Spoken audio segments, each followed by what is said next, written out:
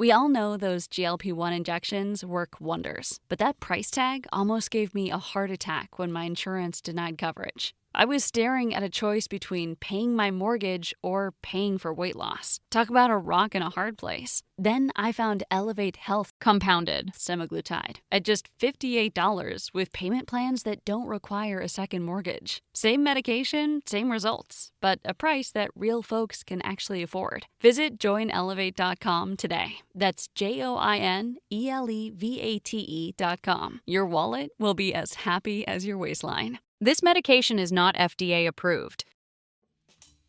Do you love movies? So do I. What's up, y'all? It's KB, and I love movies. Inviting you to listen to The Conversation, a film podcast where passion meets perspective and opinion. From the old school to the new, I invite a guest on to discuss the movies that thrill us, challenge us, break our hearts, or even blow our minds. There's always new episodes dropping wherever you get your podcasts. So join the conversation. We don't just watch movies. We love talking about them too. The Conversation with KB Loves Movies, a part of Someone's Favorite Productions podcast network.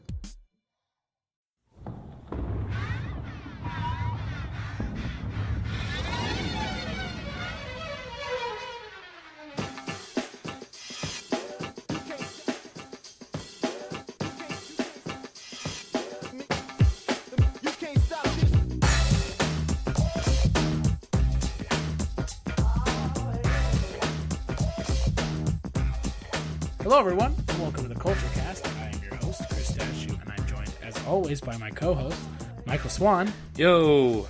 And John, I almost died in a tornado today, Leon. Not a big deal. You're a piece of shit, John. Being afraid of tornadoes is for wusses. And for people who don't live in Texas. Whatever. Tornadoes, bring them on! I eat tornadoes for breakfast and I shit out earthquakes because of fracking. Oh, wait. Like there was as long as you don't get in the suck zone. Yeah. There was like a oh my god. Carrie almost learned that the hard way. There was a report of like a huge as fuck tornado in Frisco, which is like 20 minutes from my house. They said that there was one that touched down in Denton. Yeah, right next to the Golden Triangle. It was a rain-covered tornado as opposed to a bacon-covered tornado. Oh, delicious. So like there were like tornadoes everywhere. Rain-wrapped. Like, oh my god. So like that's Frisco, what it said. Rain-wrapped tornado. You won't be able to see it. Frisco, Denton. Apparently there was one in Louisville today. It was like, I don't know, man. I think we're just realizing now that this is what Jade Helm was.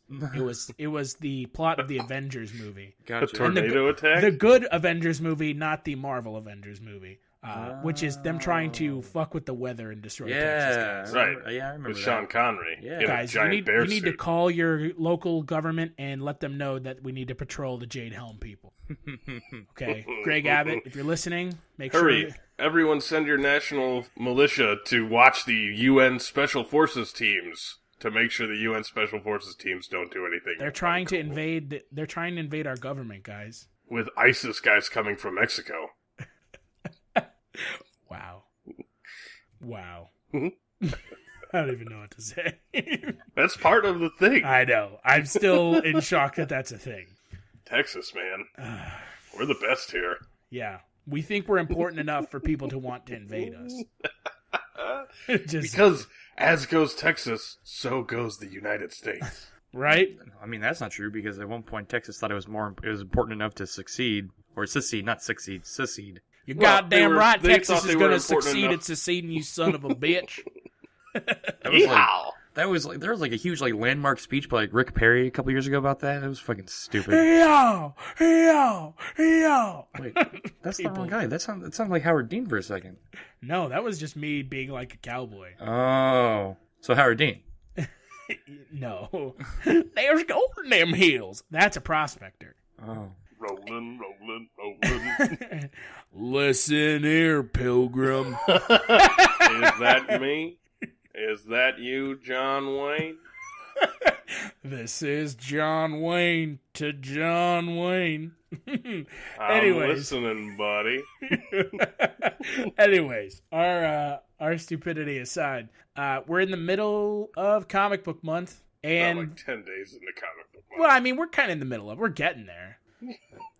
Hey, bro, it's felt like it's been a while already. And the movies we watched this weekend were Meteor Man and Steel. Awesome. Just the best. And yes, they both have main characters that are black. That was why we put them together, because there aren't very many black superheroes. I think that's a very underrepresented superhero just in general. The Falcon. I mean, even now, right? Yeah, the Falcon. Yeah. And Is there's not a shortage of them in comic books. I don't think. They have a Green Lantern. Well, yeah, John Stewart.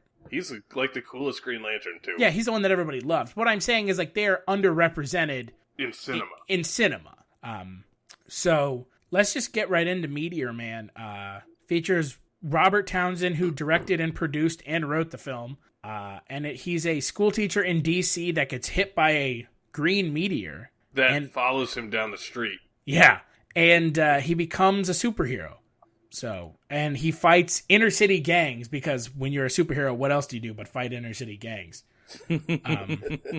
So, Swan, what did you think of this movie? I thought it was...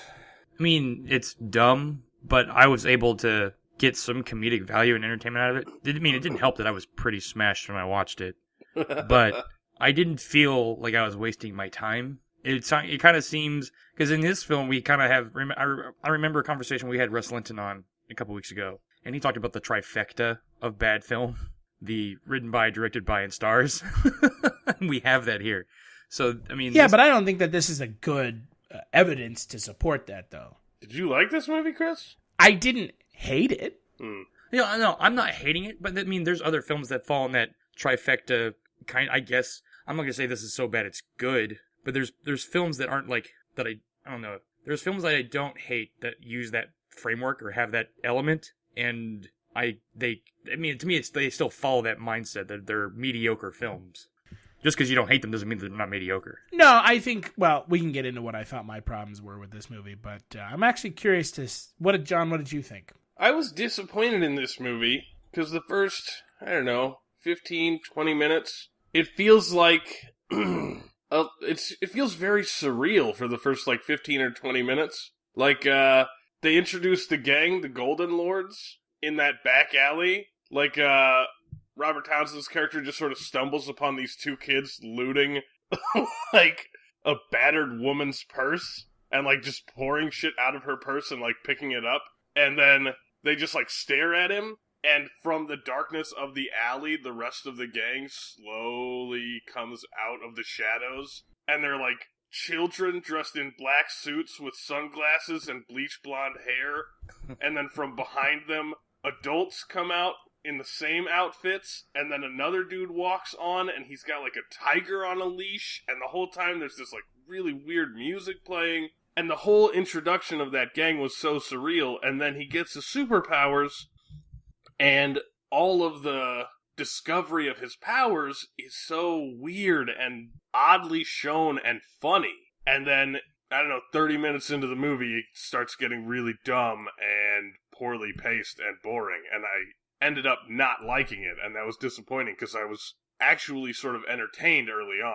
I mean, I don't know. I can understand that. I think that my issue with this film is the fact that the first, and this is what you said, John, the first half of the film and the second half of the film are very different, not in a good way, right? I don't know if you guys... it's not even just halves. It's the first third of the film has one sort of tone, and then the second third is completely pointless, community stuff, and then the final third, where the action and stuff should be, it's paced so poorly that it's almost a completely different tone from the other 2/3 of the movie. I felt like this film changed what it was 3 times. I feel like the film honestly couldn't decide what it was. Yeah.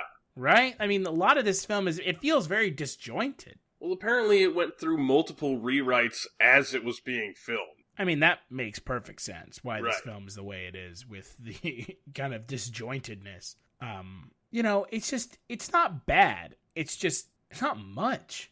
I thought it was bad by the end. I wouldn't call it bad. The word just mediocre It just comes kind to of mind. falls flat. I mean, what is James Earl Jones even doing in this movie? It falls flat and drags on. Well, I mean, I don't know. This movie has like every single 90s black actor in it. It's missing one very important piece. Who? Morgan Freeman? Sidney Poitier? Wesley Snipes.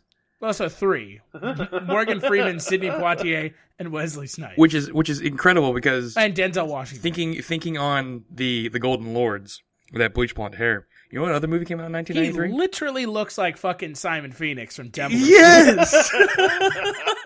All those guys are essentially like, this could take place in that universe. They're like the gang that Is becomes inspired by him? Simon Phoenix's gang. They're inspired by him? Yeah, no, he's inspired by them because Hello, my name is Kevin Tudor, and I'm one of the 3 hosts of Almost Major, a film podcast dissecting many major indie studios and the films they release. Every week, myself, Charlie Nash, and Bryden Doyle discuss overlooked, forgotten, or bona fide classic indie films via studio-specific miniseries. We've previously covered numerous films from Artisan Entertainment, Lionsgate Films, and New Line Cinema. Titles including The Blair Witch Project, American Psycho, Dogville, But I'm a Cheerleader, Saw, Requiem for a Dream, and Ringmaster. You know, the Jerry Springer film. Anyways, we have a fun time every week, and we hope you will join us. Subscribe to Almost Major wherever you get your podcasts. Now proudly a part of the Someone's Favorite Productions podcast network. in Demolition Man. In Demolition Man, it's set in the slight future from the 1990s. It's set in like 2001 or something like that. I thought Demolition Man was the bulk of it took place like 40 years in the future. Yeah, but you have to send a maniac to catch a maniac. Yeah, okay. So in Demolition Man, No, it's fuck you guys. in Demolition Man, it opens with the whole setup of the two characters in like 2000 something, and then they get put in the cryo cell, and then the rest of the movie takes place way in the future. Yeah. But this movie takes place in the present of the time it's filming, which means that Simon Phoenix's starting gangland behavior is inspired by the Golden Lords. Yeah. Yeah. Because Meteor Man takes place in like mid-90s Washington, D.C. Mm-hmm. In the ghetto. Yeah. And the guy who does the voice of Rafiki, Robert Guillaume, plays Robert Townsend's dad, by the way. Mm-hmm. If you were wondering who that was. And then James Earl Jones plays a balding man who puts on like a Fresh Prince of Bel-Air Will Smith wig. He puts on like a flat top wig. Yeah, I don't know what James Earl Jones was doing in this movie. He literally spends the whole movie being like, "I'm young and hip, rapping." I like records though. Like that's not hip, bro. So I mean, let's just kind of talk about the main points of the movie. So he gets hit by a meteor. I never got a sense as to what the fuck his powers were. Everything. Okay, but yeah, you know what I mean, right? It's literally everything. No, I got it. But what I'm saying is, Why? yeah, like he can do everything, jack of all trades, master of none type situation, right? I mean, that doesn't make maybe- any sense to me because he's like, I can do everything. Like, okay, well that doesn't. So he's just a black Superman. That can also absorb knowledge through touching a book. For like 15 minutes. 30 seconds. seconds. Oh, whatever.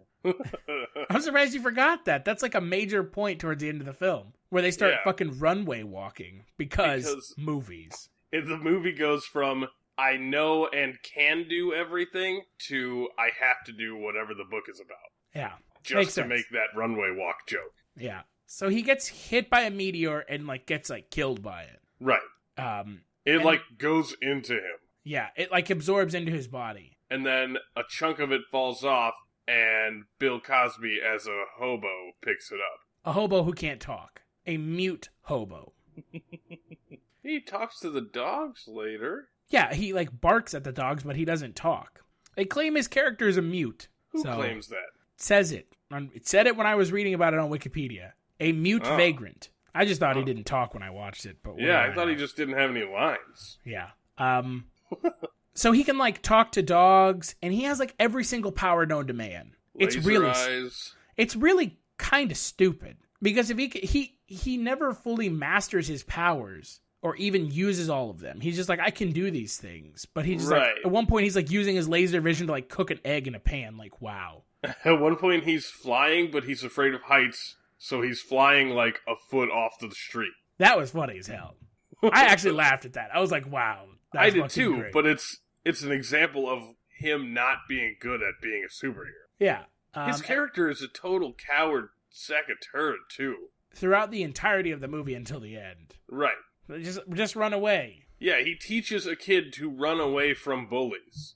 And then the kid runs away from bullies, and everybody in, like, this entire school starts beating the crap out of him. Yeah. It's kind of this character never really gets fleshed out as to why he's doing what he's doing or the powers that he has. So his motivation is unclear. Like, he wants to clean up the city, but he's also, like, doing these other things. He's, like, growing a giant garden, which is, like, really dumb. And he's, like, shutting down crack houses and stuff. Like, he's just trying to better the community. Bill Cosby's not a mute. It says mute, bro. Dude, he has that scene where he's talking to the reporter on TV. No. That's John Witherspoon. That's John Witherspoon. That's not Bill Cosby. It's John Witherspoon. That is yet again another black comedian. Oh. There are literally the total lineup for the most part of the 90s black actors and musicians in this film. Biz Markie is in this film. Don Cheadle's in this film. Luther fucking Vandross is in this movie. Tommy Tiny Lister. Yeah. Sinbad. Big Daddy Kane. Bobby McGee. Eddie Griffin. A very young Eddie Griffin. Oh, fucking Eddie Griffin. What's wrong with Eddie Griffin? I hate everything about Eddie Griffin. But he's at the beginning of one of the best films of all time, according to some people, Armageddon. The part with the dog. Remember that? Yeah, I do remember that. Yes. Ray J or JJ or Little J or I forget what it was called. Man, I don't remember. It was bad. His voice in general. Yeah. Oh, I know. Rating. Trying to think. I find it strange. So after he's kind of cleaning up the city, his identity isn't a secret. Really? It like flips back and forth between secret and not. Like he's running around doing superhero shit without a mask or even a costume on for half the time. Like stopping cars with his hand and not dying from bullets and flying up to a light post and all this sort of weird superpower stuff that he's doing in broad daylight with people on the street. In his costume, he doesn't have anything on his face. Right, and then his town is literally having meetings talking to him about what he should do with his superpowers, and Don Cheadle, as like the main second in command for the Golden Lords, watches all of these things that Robert Townsend does with his superpowers, and nobody knows that it's Robert Townsend? Because I think, like, the community is protecting him, right? Yeah, but Don Cheadle tells his boss that it's Robert Townsend, and his boss is like, don't be dumb, it can't be him, because fucking Eddie Griffin is on the other side of town at a mall pretending to be Meteor Man. And then they see Robert Townsend doing the thing with his finger, and they automatically assume, that must be Meteor Man for real. The movie really does, just like sitting here talking about it, it feels really disjointed. Well, it's 100 minutes long, so it's, an hour and 40. It just seems like they tried to put too much in too little time and didn't spend any time to flesh out any of it. Yeah, it just, because I guess all the rewrites it went through and like script doctoring, I guess that really, it must have just kind of fallen apart when they were screen like doctoring it, right? That would make sense to me. With just like the full alteration of tone from scene to scene, I can't imagine that it was all written as one cohesive script. Yeah, it felt super disjointed just watching it. Because of the thing with, we don't know what his powers are, or at the end of the movie really drags. Really drags. The final fight scene? Yeah. Where you find out that every time Robert Townsend uses his superpowers, he, drains them from him, and so he ends up as a normal dude and goes outside to stand up to the Golden Lords anyway, because you have to stand up to people with guns to protect your community. Yeah, and then he gets, the shit kicked out of him. Mm-hmm. And it's not like the people stand up against them. The people stand up against the Golden Lords, but then the Golden Lords end up putting down the riot anyway, and Robert Townsend ends up getting his superpowers back and fighting the Golden Lord's boss. Right. So it's not a message of, even without superpowers, you can be a hero if you work together, because they do that and get put down. Yeah, it was just really strange to me, kind of the way the way that the film ends, because the film takes a long time to end, and it doesn't really end in a very concise way. It's just kind of like there's a fight and they're fighting, and then he beats the shit out of that guy, and that's it. And, you know, his community is like watching from their windows above, like, fuck this guy, apparently. So I just didn't, I mean, again, the film just felt very disjointed, and there's, you know, I don't know. I'm really kind of disappointed because I wanted to like this movie. I wanted to like it more than I did, if that makes sense. Mm-hmm. Me too. If you watch the trailer for this movie, it looks like it's a fun movie. If you actually like watch the original trailer for it, you can find it on. There's an HD version of it up on YouTube somewhere that I watched earlier in the week, and I was like, you know what, this actually might be okay. And then I just disappointed. I mean, it really is disappointing, and I wish it wasn't, because it should have been a good movie. It has aspects of it that I really like. I mean, there's a scene where Don Cheadle and his gang is trying to drive by Robert Townsend. And so they unload on him, and they start driving away, and he stands back up. So they turn around, and they drive back to continue shooting at him, and Robert Townsend starts running, and he, like, ends up accidentally flying up and grabbing onto a telephone pole, and fucking Don Cheadle just, like, stops his car, and all the gang members stare at him, and Don Cheadle says, Uzi, you know what, take us home. And the car just drives away.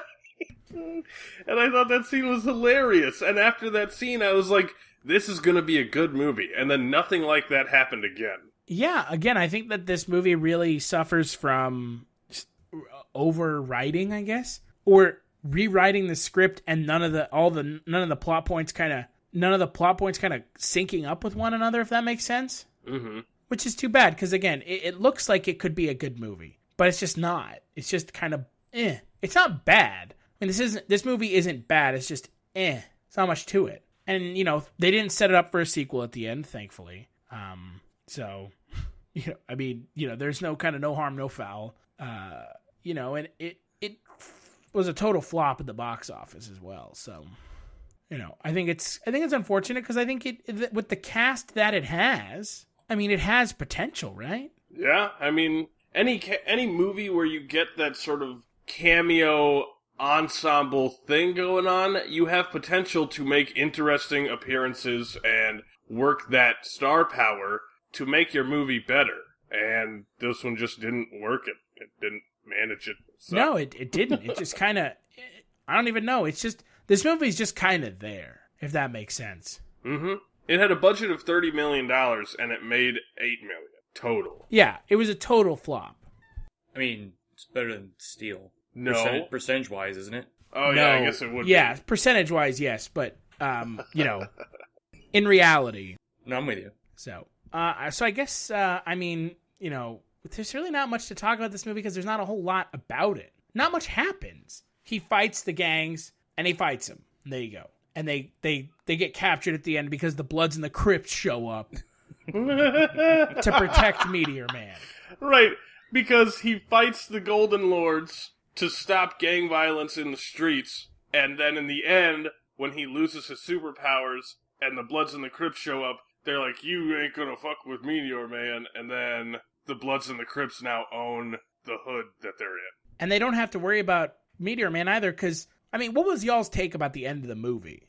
He runs out of powers. For good? Yeah, because every time, as he uses his powers, he runs out, and as Bill Cosby is touching the meteor, it gets smaller and smaller every time you see Bill Cosby. And then at the end, when Robert Townsend and the main bad guy, whose name I don't know, they both touch the meteor and absorb the rest of it until the meteor explodes. And then they fight, and then they run out of powers, and now they're not superheroes anymore. So the Bloods and the Crips get to run rampant. Yeah. So, I mean, essentially, if they found another meteor chunk. Which is what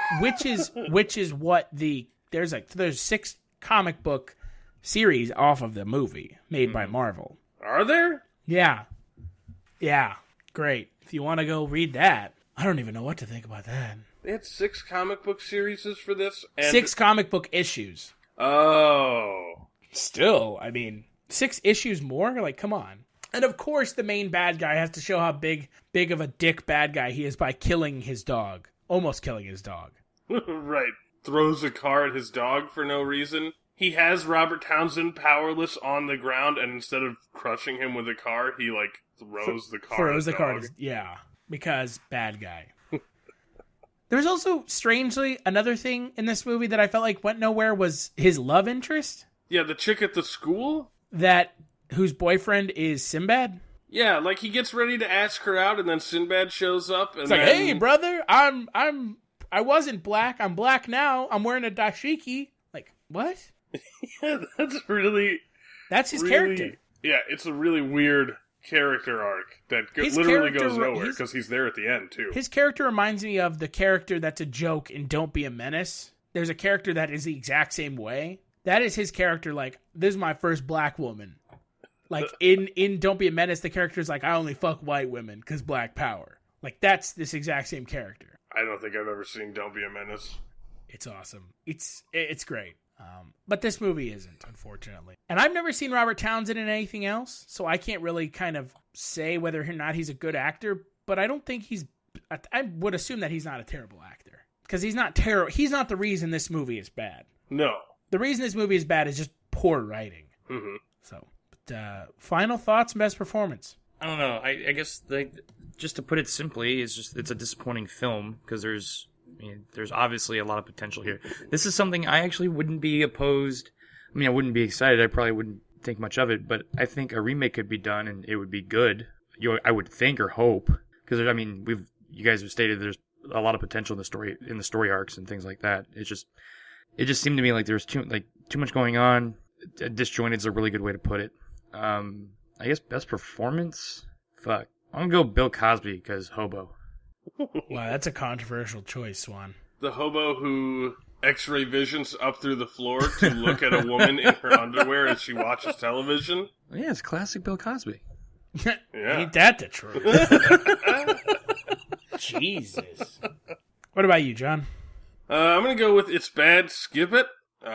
There's a fucking 5-minute montage of his mom making garbage costumes. Literally, Meteor Man costumes made out of garbage can lids and colanders and shit with Kodak cameras so that he can fucking take pictures of the criminals that he's beating up. You didn't think that part was funny? Oh god, that whole montage is so pointless and dumb. If they had done 2 or 3 costumes, I could have been okay with it, but it's literally somewhere between 4 and 5 minutes of Eddie Griffin shaking his head at shitty costumes. Until eventually they just make a decent looking one. Because all the other ones are made out of literally trash can lids and colanders, and then the final one is a professionally put together costume.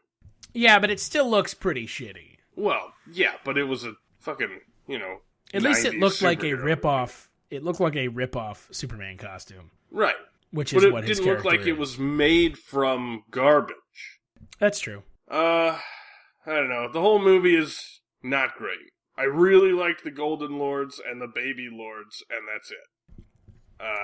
Best performance, I'm going to go with Wallace Shawn. Oh, come on. He's in the movie for one scene. Yeah, man, but he does... So, in Princess Bride, he does the inconceivable guy, and in this movie, he does the same thing, but for the word unbelievable, as he's talking about his 6-year-old African-American students calling him a motherfucker and then slashing the tires on his car. I'd like to point out that this movie actually might have benefited from an R rating. Or a PG-13 rating. Right? I mean, I don't know. I don't think this movie could have been good, though, with as many...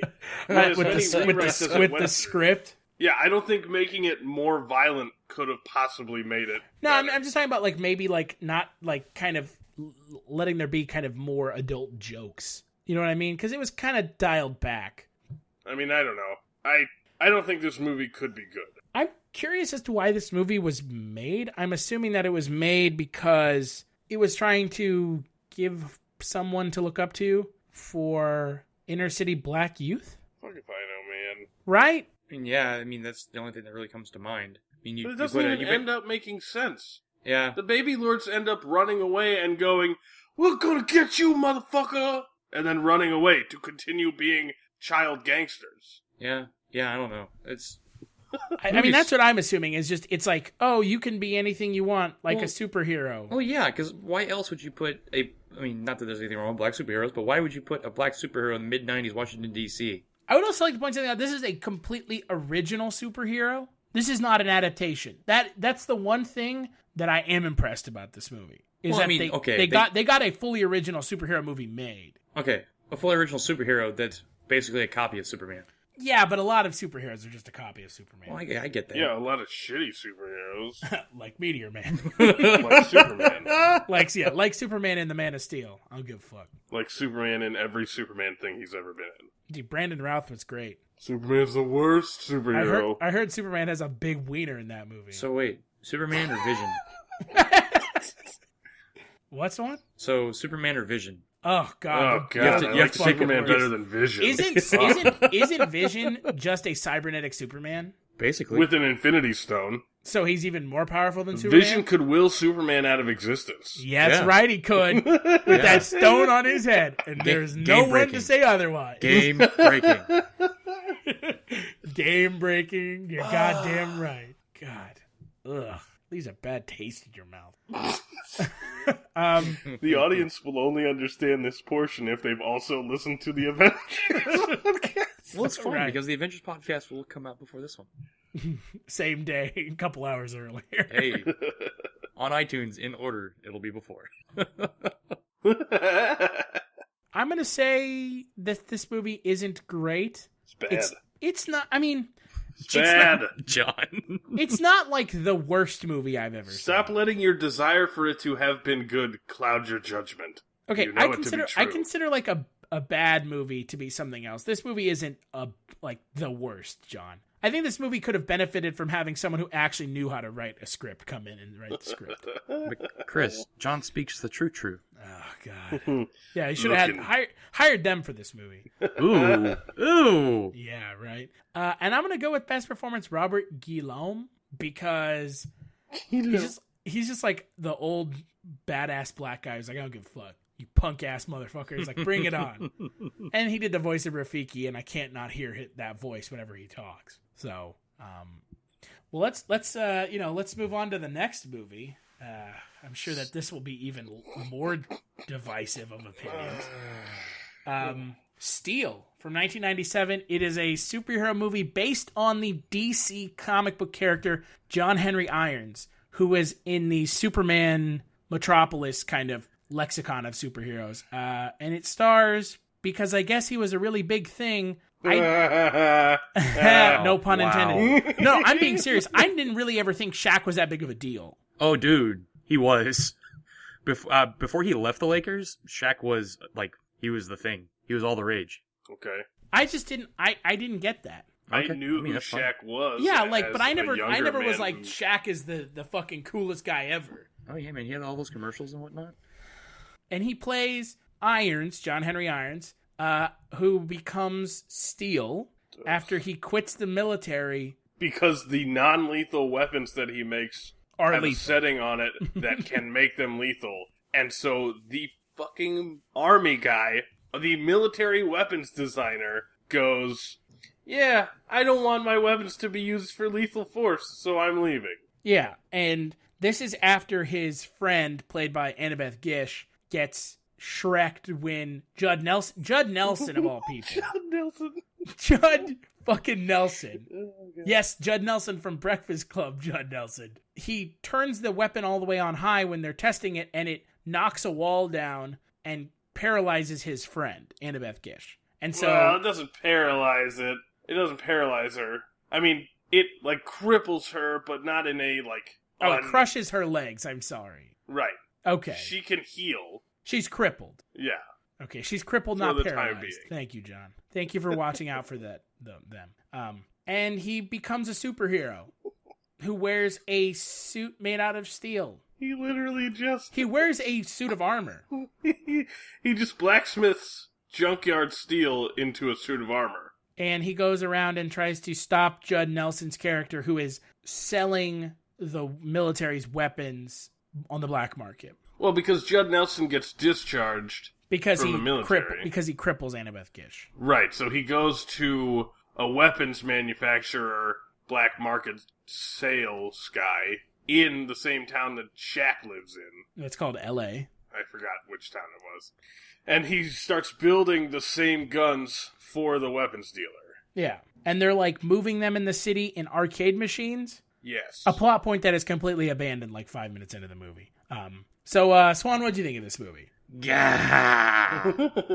I hated this film. I've always hated this film. You'd seen this movie before? Yeah. Wow. I saw this film when I was 8 or 9. I didn't like it then either. This is bad. This is a bad movie. Is this movie as bad as Shaq Fu? God. Is this movie as bad as Kazam? Kazam. Oh, Kazam. Where he makes candy bars rain down from the sky. I had forgotten about Kazam. How can you forget Shaq about is a an American genie, classic? Because I think I blocked Kazam out of my mind. It's so good, I don't know why you would. God. Shaq is a terrible actor. He's just bad. No shit, he's a fucking athlete. No athlete should ever act. No. Yeah, Michael but Jordan, Space Jam. It was his American- lifelong dream. Hold on a second. Pure Americana. Michael Jordan in Space Jam isn't good because Michael Jordan is in it. Space Jam is awesome because it has Bugs Bunny and the characters from Looney Tunes playing basketball. And Michael Jordan is literally playing himself. Yeah. He's No not effort. being He's not asked playing to do himself in anything. this movie. He's not being asked to do anything interesting. He's Okay. playing Michael Jordan. Okay, so? So you're it's not it's a- invalidating my point. No, but it's a gimme acting role. It's not like Michael Jordan ever made a movie where he had to play a serial killer or a cop, and that ended up being good. True. Okay, I concede. You see what I mean? Like I can see. he's not even having to like do anything interesting. Not like Shaq is in this movie, anyways. But I'm just saying. I didn't like it. Either way. Points aside, I didn't like it. John, what about you? Oh, it's a sack of shit. It's horrible. This movie is so bad. Shaq cannot act, and his character cannot speak to females without being flirty/rapey. Like, Remove the no from your evening, John. Oh, he- man. this chick cop looks at him and says something, and it cuts to a shot of him, and he's looking away from her, turns to look at her with his face normal, like not happy, and then grins. That big, giant, dumb 7'1" Shaq grin. And it's like, what the shit, man? Do you not know how to interact with human beings? It's fucking terrible. No, because acting. he's Shaq. Yeah, I don't know. name's Shaq. How you doing? It's You just know- bad. It's bad. Bad movie. Oh man, you guys are gonna like my opinion. Oh no! I enjoyed this movie. You didn't. You can't have enjoyed this movie. Okay, hold on. Let me tell you why. I enjoyed this movie because of how stupid it is. It does not try to be anything other than just absolutely dumb. It even goes as far as to reference Shaq not being able to make free throws. That's because it's Shaq, not because the movie knows it's dumb. They probably thought that shit was hilarious. Because it kinda is. Oh, it's so not. It's okay the first time as a reference to the fact that it's Shaq, and then he starts doing it with things that aren't basketballs 5 fucking times in the movie. It's good, John. Ugh, you, sir, are trolling. No, I am not. I legitimately, up until like the last couple minutes of this movie, I legitimately didn't think that this movie was as bad as it's been made out to be. Nope, God. you're lying. I had heard that this is one of the worst movies ever made. Well, yeah. I don't think that that's the case. I wouldn't call it the worst movie ever made, no, but there one is a of the lot of worst. competition, bro. Yeah. Catwoman. Oh, God. The Avengers 2? Catwoman. Oh my God. Ugh, Fast and Avengers Furious 7? 2? such a sack of shit. Fast and Furious 7. And I was about to say something really mean. Catwoman is worse than both of those. You know what? This movie is dumb. But at least it's not. I don't think this movie at any point is trying to be serious. Right?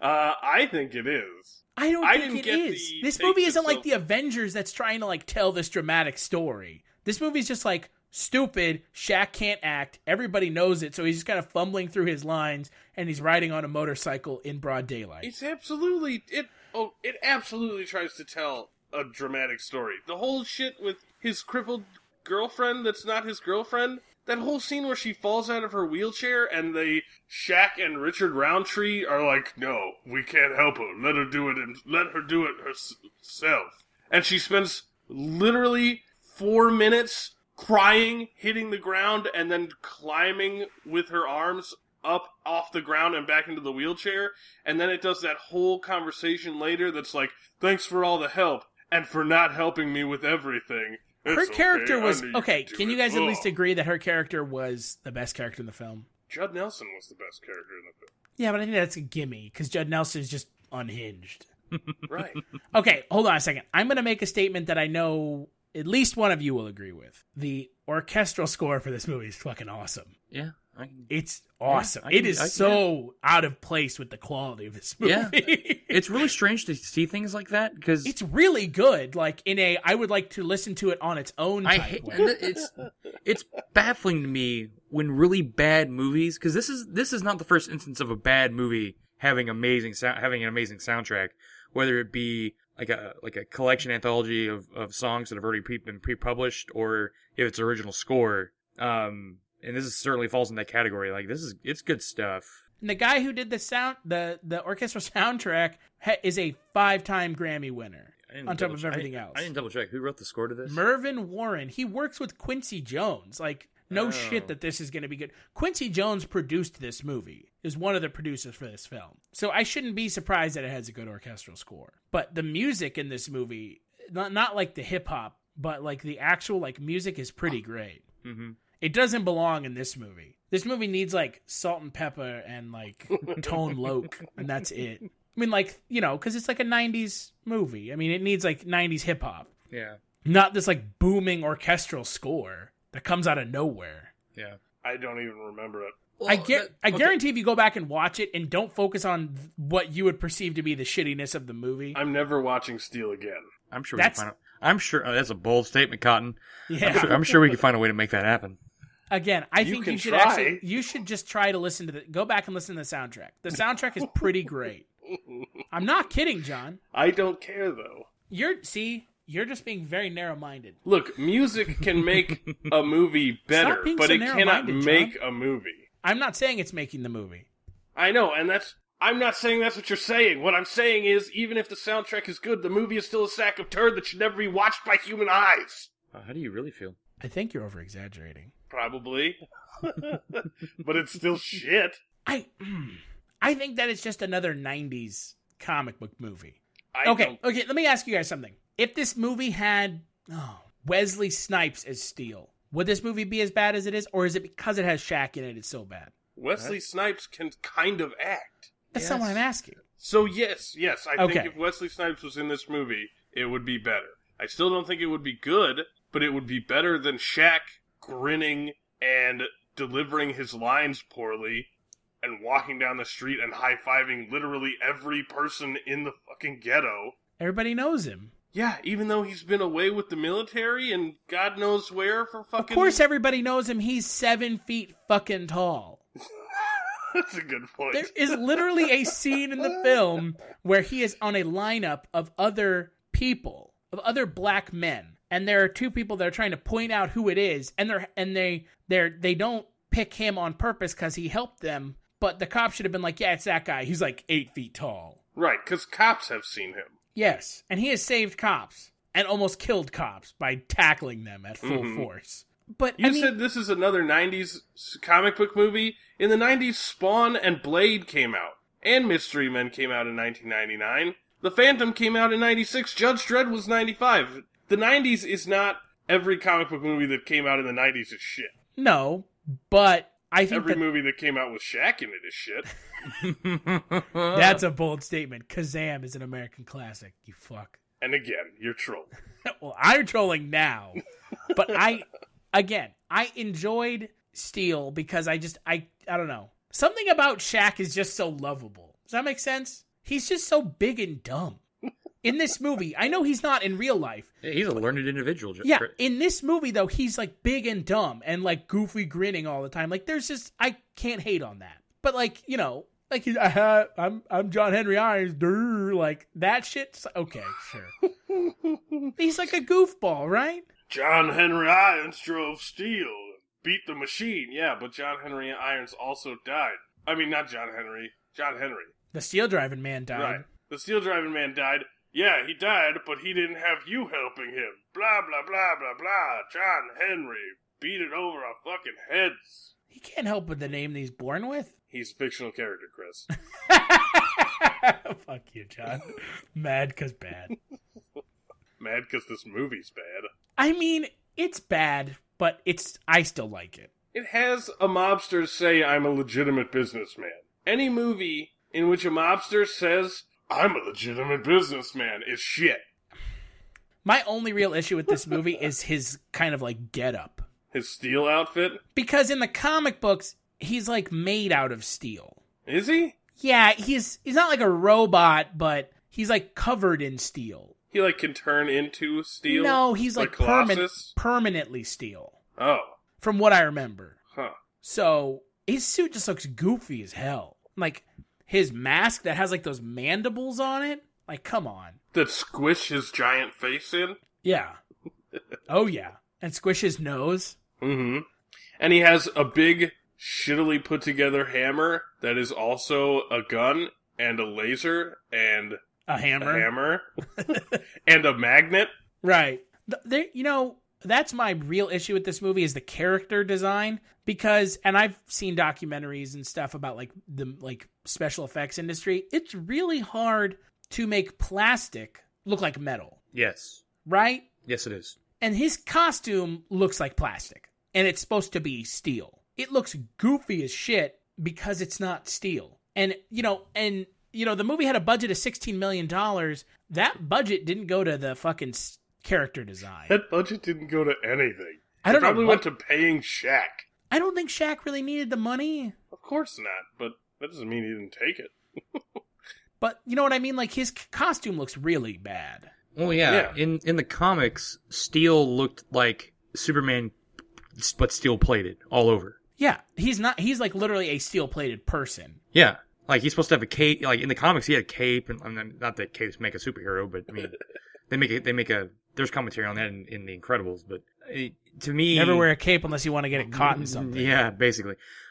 But if you're gonna make a comic book movie and based on a superhero, you need to do what you can to make that hero at least closely resemble your source material, and they don't do that here. I mean, they're relying on Shaq being huge as opposed to Shaq's costume making him look intimidating. Mm-hmm. Yeah.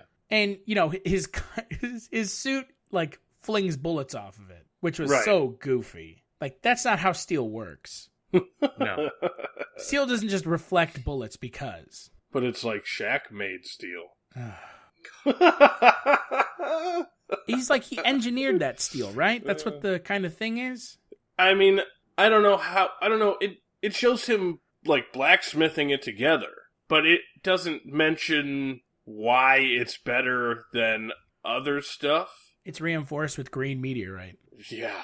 And then eventually they get that Humvee. The bad guys have that Humvee, and Shaq shoots it, and his little support team says, oh, it's made out of the same stuff as your suit.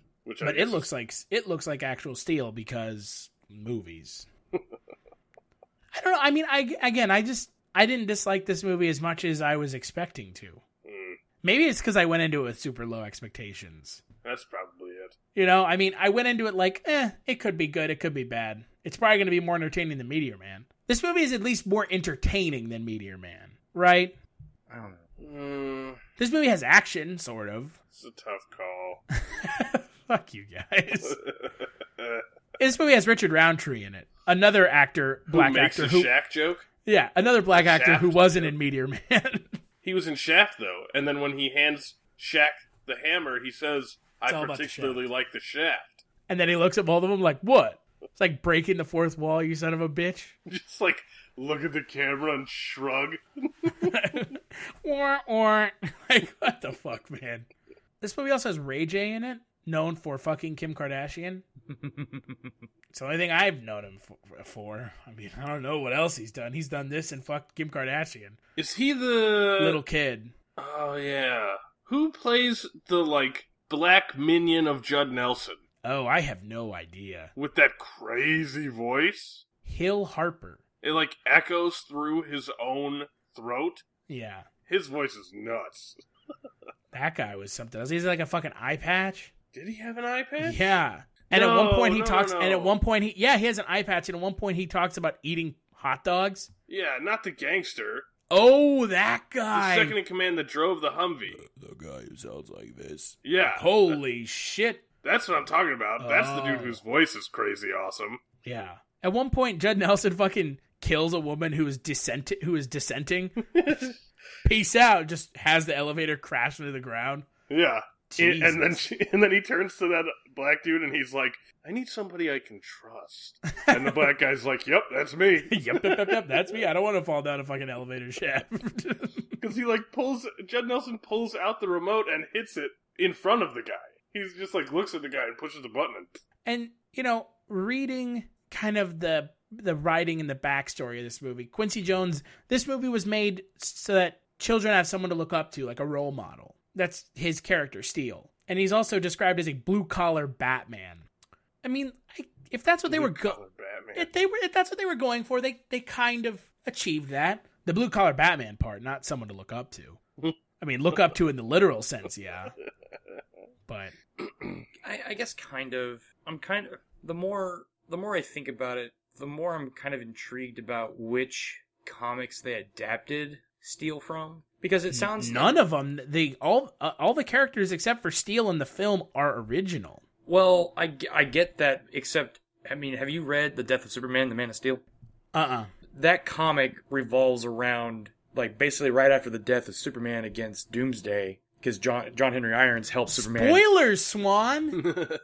I'm just kidding. Oh my god, that's a comic that came out forever ago. I know, it came out in the 90s. Fucking spoilers, bro. You gotta say spoiler. Dude, don't ruin movies for me. It ruins it for me. I can't watch the movie afterwards. But if you spoil we're talking about a comic book. I'm fucking with you. I know you are. I'm just QQing like some people. But in that movie, or in that comic book, fuck you. In that comic book, John Henry Irons, after basically getting uber shreked by Doomsday, finds that Metropolis is now unopposed. Like, all the gangs of Metropolis are now unopposed because Superman is gone. Right. And so he basically creates like an Iron Man suit of armor in the fashion of Superman, but out of steel, hence steel, and starts fighting crime. It's almost like it's more of a Superman replacement. Well, it's like if Superman and Batman combined. And is he black? He's black. Yes, he is. He is. Yeah. And even then, this storyline in the movie is oddly similar because it uses the gangs ravaging Metropolis with crazy ass weapons. The only thing they really changed, besides the appearance of the suit, is the fact that John Henry never worked for the army or the government. He worked for a company called Ameritech Industries, which was basically like Stark Industries, but in DC. That's really the only thing that changed. The storyline is very closely adapted. It appears from the death of Superman. This is an origin movie on top of everything else. So. Yeah, because that's literally what's considered the primary origin story for Steel is the death of Superman, the Man of Steel. And then there's some solo series, and then Steel is apparently an active member of the Justice League. If he appears in JLA number 16, I think. So I mean, we might see Steel in the new DC cinematic universe. I would only be interested if Shaq is playing him. You're an asshole.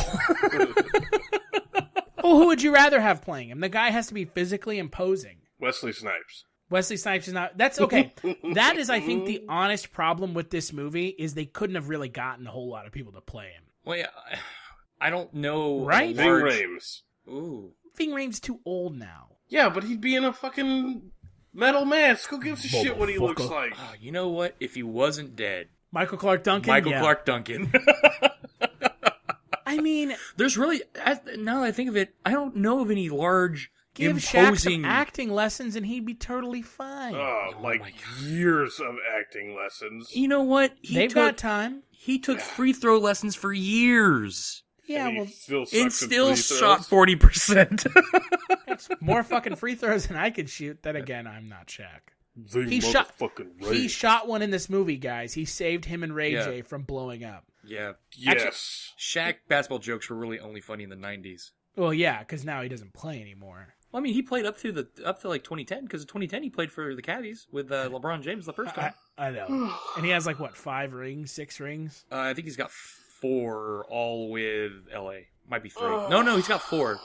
He's got 4, and then he was NBA, the Finals MVP 2000, 2001, 2002. Who cares? Sports. sports, bruh. Don't get mad, John. John just didn't like this movie. I mean, I don't like it. I don't like We it could talk either. about Catwoman. Oh, I have a lot of things to say about Catwoman, but I already said them in my written review. Which you can check out on the site. It's brutal. I actually, one of my favorite kind of notes of trivia from this movie is the fact that Shaq had to do all of his own stunts. Because they couldn't find a 7'1" stuntman. Yeah.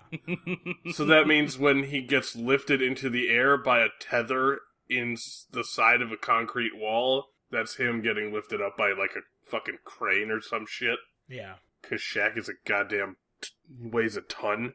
I mean, again, I don't think that this movie is terrible. It's just, not great. It made literally it made no $1,700,000. It made no money. With a budget of $16 million. Which stands the question as to what they think was going to drive people to see this movie. Shaq? Shaq, yeah. Shaq must not have been as big a deal then as he was earlier. Well, this is his. This is only his third movie. And I think it's his third or fourth year in the league. He played 3 or 4 seasons, I think, with the Magic, and then got traded to L.A. But he didn't win. He didn't win a ring until 2000, because he was supposed to be like this epic thing coming out of college. Because he went to LSU. It was supposed to be a big, tall, imposing center. Supposed to make waves in the league, and I mean, he eventually did. He just can't shoot a fucking free throw. But he didn't he could just grab the ball and walk through the ocean of other athletes. Well, I mean, basketball's a little more complicated than that, but essentially, yes. The problem was he spent his first 3 seasons with the Magic on LOL Magic. Magic am good. So, because actually, funny enough, the year, I guess during filming, because I guess they would have filmed this basically majorly in like 96 into 97, because the movie was released in 97. That 95-96 season, he shot like a horrendously low postseason free throw percentage of like 33%. Probably because he was distracted filming Kazam. Oh, by the way, Kazam made a lot of money. When did Kazam come out? The year before, 96. Kazam made $18 million. Okay, with a budget of what? 20. So it still lost money. It still made more money than this movie. Yeah. Okay, so Kazam was like literally riding on the coattails of Shaq's transition to the NBA. He had a lackluster performance, but because I guess Kazam was popular in the 90s, they tried to like double down on Steel and lost. Big time. You can't blame him. Shaq had a rap album that went platinum. Yeah. I mean, he's got like...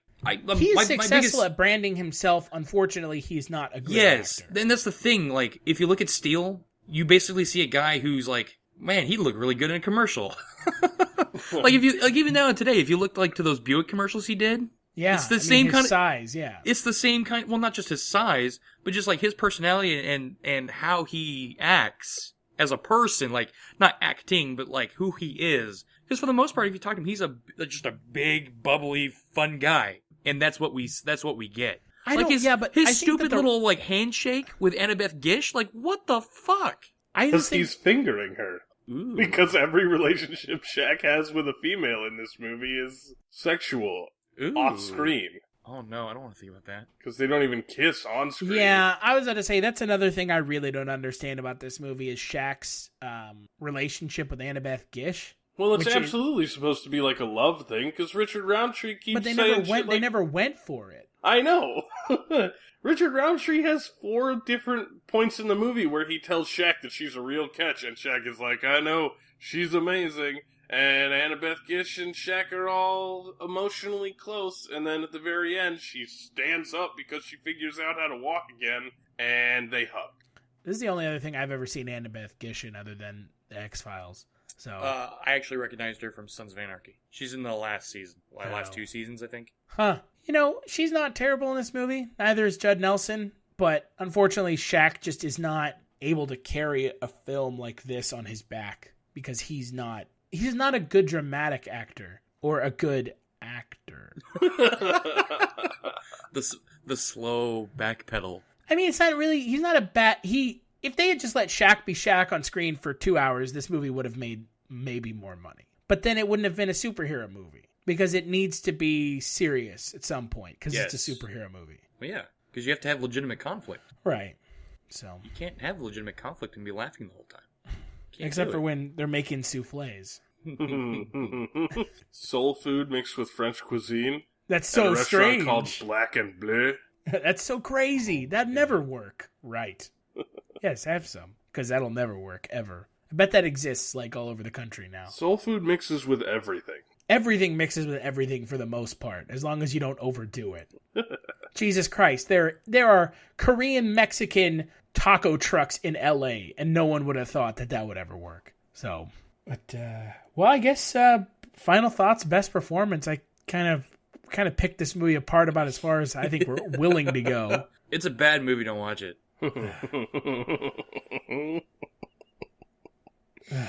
Shaq's better at, I guess, shooting free throws than shooting movies, I guess. Wow. Yeah, I went there. Low-hanging fruit. I'll take it. Really low-hanging fruit. Actually, yeah, I just picked that one up off the ground. I'm sorry. What about best performance? I'm actually going to go with Charles Napier, the colonel. One of those guys. Yeah, well, he's the colonel that's all like, why are you walking away? There's potential in these weapons. Yeah, it sucks that your friend is crippled, but look at the power! Yeah, Charles Napier. Good job as being the angsty colonel. Yeah, right. What about you, John? It's crap. Don't watch it. Ever. Never, ever. Ever. Watch Catwoman instead. That's a tough call. Oh, God. Okay, all right, John, you have to pick one. Catwoman has Halle Berry in it. Oh, okay. Touché. Yeah, except for the fact that Halle Berry at some point is a small Hawaiian man. In all of her fight scenes in that movie, she's a small Hawaiian man. Wow. Simply stunning. That's all I can say is fucking wow. Best performance, I'm going with Judd Nelson. He's an adequate, crazy person in this movie. The climax is dumb. I don't know. This whole movie is dumb. Don't watch it. I'm going to go with, if you like 90s cheese and if you're a fan of Shaquille O'Neal, you should watch it. If you like extreme 90s cheese. Yeah, I mean, Right, this is movie about isn't even like 90s cheese. It's not like Judge Dredd cheese. Yeah, Judge Dredd has nothing to do with the 90s. Judge Dredd is set in a fake city, and it is somewhat timeless. Yeah, but this it was movie is made very in 95. obviously. Yeah, but this movie is very obviously set in L.A. in the height of the 90s. Oh, that's true. You know what I mean? Like, this is just 90s cheese, and very clearly they had no idea how to write superhero movies. Some of them. This movie is very clearly not very much of a superhero movie. Best performance. Don't you do it. You know I'm going to. I know he's going to, too, because this entire podcast has been him trolling. It's not trolling, John. I'm going to go with Richard Roundtree. Okay. Oh, okay. Okay. Because he's Shaft. But a close follow-up to that would be Shaq. God, you're an asshole. You're the worst. Again, Shaq Waiting is just for it. Shaq is just big and dumb in this movie. What's so bad about that? I attribute this to the writing, not to him. Just saying. Cool. Fuck you guys. You know what? These two movies have been like the first bad, like unintentionally bad movies, or unintentionally bad movies we watched in a while. I guess except for Avengers 2, which is going to go down as the worst movie of the year. Oh, my Richie God. Rich and Casper? Casper wasn't as bad as either one of these. No, it wasn't, but it was still not I haven't watched a good movie in the last week. There was a whole fucking month where we didn't watch good movies, John. It was called Disaster Movie. I know, but this is comic book month. I expected this to be better for me. So I was talking to a friend this past weekend, and he actually posed the question of, do you guys ever watch good movies? We do. Does I'm he like- not read the written reviews? Can your friend read? I guess he can't. I mean, he is a grad student. I think he only counts pages. Gotta get to those 80 pages. Our written reviews do tend to be about better movies. It's Yeah. more fun to talk about bad movies than it is to talk about good movies. That's true. That's the way it is. Still a pain in the ass to write about good movies. Because we talk about this all the time. I just want to write, it's a good movie, go see it. Why? Yeah, but It's I mean, not- there are a lot of good. There are also movies out there that are considered bad that when you go back and watch them, they're totally worth watching. Like The Adventures of Pluto Nash. Wow, you're giving me shit for thinking this movie is good. Go Dude, fuck yourself. The Adventures of Pluto Nash is cheese. Shaq is not cheese. Shaq is just dumb. The Adventures of Pluto Nash is over-the-top absurdity. That's what cheese is. I'll actually admit I own a copy of Pluto Nash on DVD. Yeah, Guys. because it's fun.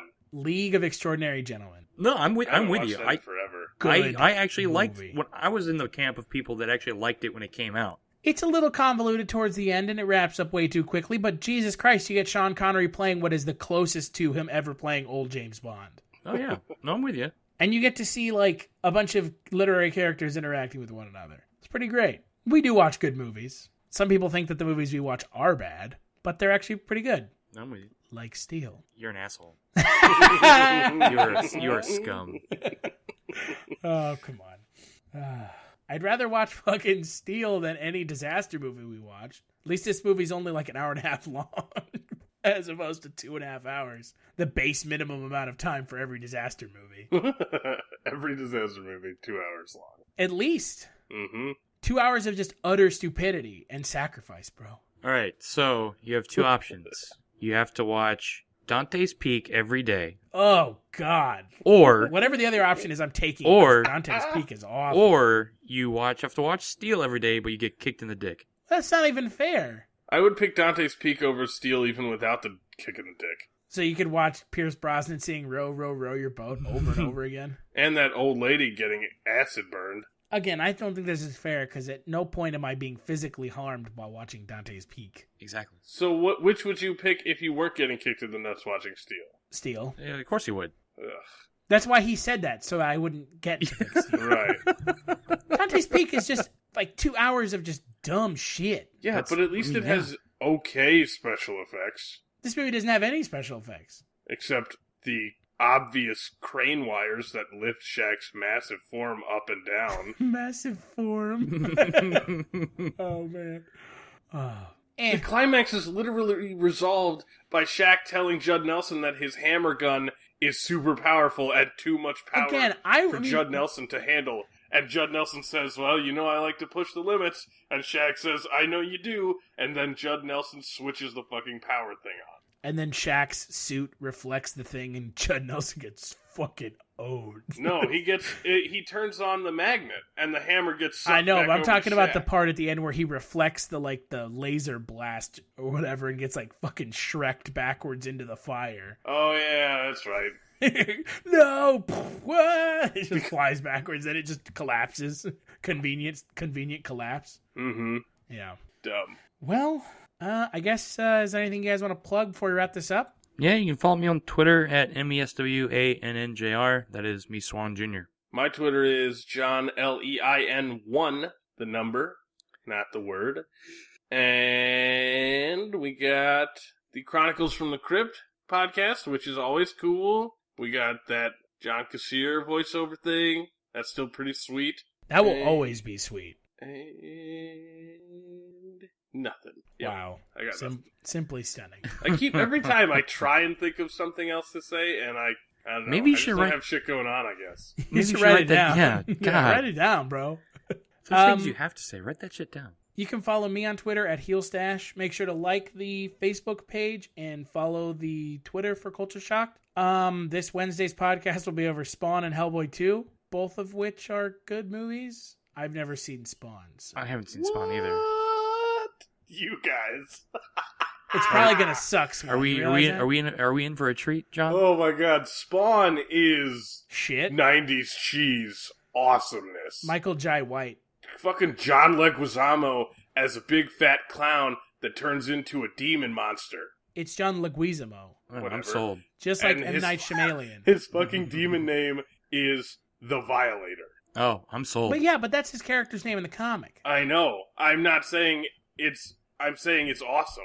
Yeah, it is. From what I can tell, it already sounds awesome. Yeah, and the pictures I've seen are John Leguizamo in a fat clown suit. Goddamn Martin Sheen. Oh, sweet. Martin Sheen? Right? Yeah, he's the, bad guy in Spawn. Wow. Oh, man. I can't believe you guys haven't seen it. It's awesome. And then next Sunday is The Rocketeer and Scott Pilgrim with special guest host Sean Liang from To Survive, which we reviewed last week. And I'm really looking forward to that because The Rocketeer. One of the best comic book movies ever made. Yep. Hands down. Because Timothy Dalton playing a Nazi. Because Timothy Dalton playing a Nazi. Oh my god. Holy shit. That happens. Scott Pilgrim is but I liked Scott Pilgrim. from what I remember, it was super overrated. Yeah, I that was a movie I didn't see it when it came out. I saw it about a year afterwards. I was like, I mean, it's not bad, but it's not Overhyped great. and bad are not the same thing. I agree. Agreed. Well, But when I don't know people- why well, you're when peop- agreeing. But when people overhype something, I go into it with high expectations, and I'm always let down. That's why you can't let other people's dumb opinions... How do I know if someone's opinion is dumb? If I trust your opinion, John, I'm let down. Do you therefore have a dumb opinion? I assume that everyone's fuck opinion is mildly dumb. Wow, John. Until I watch it and... Ladies and gentlemen, John Lein is full of shit. No, I'm just saying, if somebody says this movie is fucking amazing, I'm gonna go, okay, I'll watch it because you suggested it. I think but that I'm when not gonna get people my say hopes something up is super fucking high. amazing, we should all just say, I bet it isn't. But The Avengers is the biggest movie of the year. Oh my god. Oh my god. Avengers Age of Ultron, because it can't call it Avengers 2 because Roman numerals don't exist in the Marvel universe. Or Arabic numerals. Or any Well, actually, numerals. no. Arabic numerals do exist because of like Iron Man 2, Iron Man 3. Because what's naming Is movies? Iron Man 2 called Iron? Is it Iron Man 2? Yeah. So why did they call it Avengers 2? Because it wasn't made... Iron Man 2 wasn't made by Joss Whedon. Yeah. Because Joss Whedon's cool. Hey, guess what, Joss Whedon? You realize Marvel sucks. And if I remember correctly, the second Captain America film doesn't have a It's just numeral called with it. Captain America Winter The Winter Soldier. Soldier. Yeah, the one. Yeah. What are Arabic I'm numerals? curious as to what they would do to go back and retcon the Iron Man 2 and 3 titles. Iron Man, this movie sucks. Iron Man 3, this movie sucks even more. Iron Man Whiplash. Iron Man 2 is really bad. It's been a long Sam time since Rockwell, I've seen though. it. It's been a long time That is since the I've seen only bright spot in that film. it. Wait, Sam Rockwell's in Iron Man 2? Yeah, Yeah, he man, plays like he's the the bad secondary. guy. He plays a secondary bad guy. Well, right. He's the Forgot bad. He's that. the bad guy bankroller. He's like evil Tony Stark. Justin Hammer. He like dances around at one point because Yeah. anything Sam Rockwell's in, he gets to dance. I'm not even kidding. There are like appearances that he has on Fallon where he just like comes out dancing. Like why? Like doing splits. Like what? Because he probably enjoys it. Sam Rockwell seems like a cool dude. But you don't know if there's hair. I actually, I have a friend of mine who was in Austin around the time of South by Southwest, and he was eating at a restaurant, and he went to the bathroom, and he like was standing at the urinal peeing, and he looked to his left and saw Sam Rockwell, and Sam Rockwell just like did like the head nod. That's awesome! Nice. The fuck? Oh, Like, God. okay, The urinal head nod from Sam Rockwell. what's up? We should just start a band called Sam Rockwell's Urinal Head Nod. Oh, God. Oh, it could be a metal band. Yeah. And then towards the end of the month, I do want to plug this because this is a big deal. Teenage Mutant Ninja Turtles full franchise podcast. Oh, yeah, that's right. We're watching Yeah. all of them. Oh, Yes. God. Which, you know, I would say like half of the movies we're watching are good. 3 of the 4. 3 of the 5. Yeah, we We're added watching we, five. we added another one. Yes. Which Because one? apparently, Teenage Mutant Ninja Turtles franchise is Teenage Mutant Ninja Turtles 1, Secret of the Ooze, 3, TMNT, and Teenage Mutant Ninja I Turtles. thought we were doing the live-action TMNT. We are doing both. Fuck, that means I have to get a copy Well, of the... the original plan was to just do live action, but Chris animated one is overruled. technically canon. Yeah. Fine. Because there's a part at the end of the movie where it shows the lantern and like Shredder's like head stuff. Fine, I'll get my grubby hands on a copy. You better. It's got Patrick Stewart in it. Don't complain. It's got Chris Evans, bro. Sir Patrick Stewart. In the cartoon TMNT movie? Plays Casey Jones. Sarah Michelle Gellar plays April O'Neil. Wow. Have you seen it? When it came out, It's really good compared to 3 and the new one. I like 3. Oh, Mikey God. is hilarious in You were 3. expecting the Adam family? God, whatever. Hey John. guys! My horse's head is gone!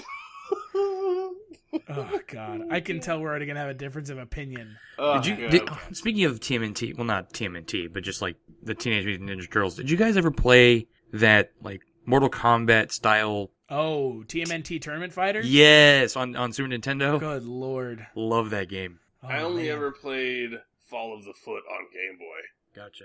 Man, I could play that game for like when I was a kid. TMNT games are awesome for the most Damn. part. Yeah. Have you guys seen that new one? That's like a old school one that has a completely unique turtle design that's never been in anything else. No. I haven't. They look like turtles. Like they look like turtles, like actual turtles. They have like beaks. What's it called? I forget what it's called. I think it's called just like Teenage Mutant Ninja Turtles. But anyways, let's wrap this up. Yeah. Let's wrap this up. This Wednesday, Spawn and Hellboy 2. Next weekend, The Rocketeer and Scott Pilgrim with guest host Sean Liang. And I'm really looking forward to it. And great. Cool, let's stop. I love the West Side. It's time to party. Whenever Superman is in the house. I love the East Side. It's time to party. Whenever Superman is in the house.